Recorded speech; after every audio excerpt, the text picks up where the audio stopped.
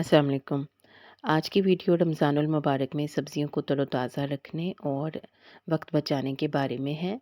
पालक और दीगर हरी सब्ज़ियों को ख़रीदने के बाद अगर सिरका में खंगाल लें तो इस तरीके से ना सिर्फ फंगस और बैक्टीरिया दूर हो जाएंगे, बल्कि इस तरीके से ये सब्ज़ियां रेफ्रिजरेटर में देर तक ताज़ा और ख़स्ता रहेंगी।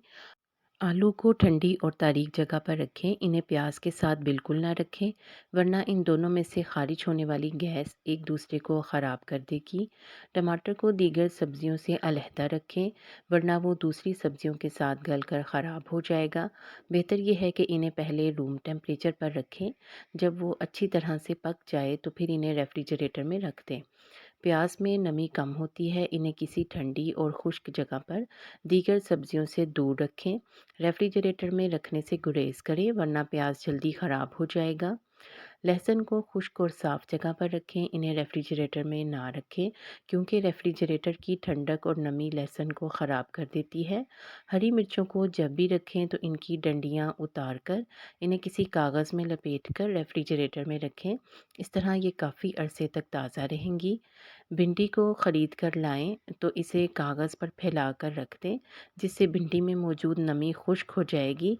यही नमी भिंडी की तेज़ी से ख़राब होने का बायस बनती है। भिंडी को खुश्क कपड़े में लपेटकर बंद कंटेनर में रखना इसे ख़राब होने से बचाता है। भिंडी को अगर फ्रीज़र में रखना हो तो इसे फ्राई करने के बाद फ्रीज़ करें, नहीं तो इसे रेफ्रिजरेटर में सब्जियों के बैग में रखें। लेकिन इसे दीगर सब्जियों और फलों के साथ हरगिज़ ना रखें, क्योंकि भिंडी की नमी दीगर सब्जियों और फलों को ख़राब कर सकती है। मटर को महीनों तक ख़राब होने से बचाने के लिए सबसे पहले मटर को छील लें। फिर एक पतीली में पानी को गर्म करें और इसमें 1 चम्मच चीनी और 1 खाने का चम्मच सिरका डाल दें। फिर इस पानी में छिले हुए मटर 2 मिनट के लिए रख दें। 2 मिनट के बाद इस पानी से निकाल कर ठंडे करके फ्रीज़ कर लें। मटर कई महीनों तक महफूज रहेंगे। अगर आपके पास 1 किलो मटर हो तो इसके लिए 2 लीटर पानी बिल्कुल ठीक होगा।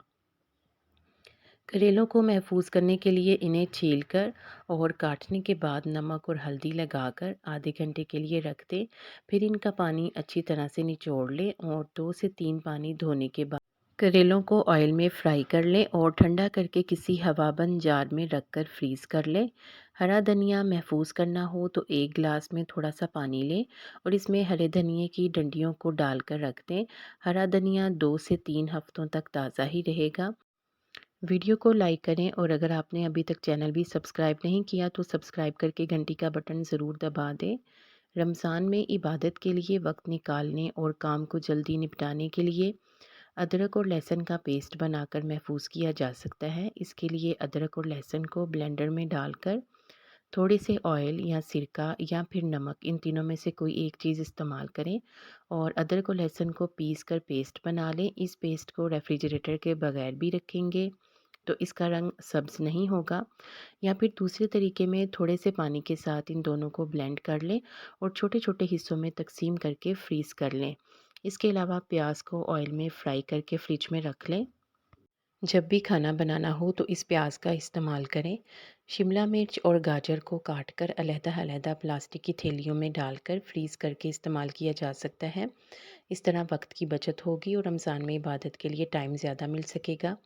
गोभी को लाने के बाद इसे काट कर उबाल कर ठंडा करके फ्रीज़ कर लें। जब भी इसको पकाना हो तो मसाला बनाएं और उसमें गोभी को डाल लें। इसके अलावा लीमू का रस निकाल कर बर्फ़ की ट्रे में जमा लें और रमज़ान में अगर नींबू पानी बनाना हो या खाने में डालना हो तो 1 क्यूब को निकालें और इस्तेमाल कर लें। उम्मीद है कि आपको ये टिप्स पसंद आई होंगी। वीडियो को लाइक कर दें और अगर आपने चैनल भी सब्सक्राइब नहीं किया तो सब्सक्राइब कर दें। और अगर आप मेरे पहले से सब्सक्राइबर हैं तो आपका तहे दिल से शुक्रिया। वीडियो को एंड तक पूरा देखने का शुक्रिया।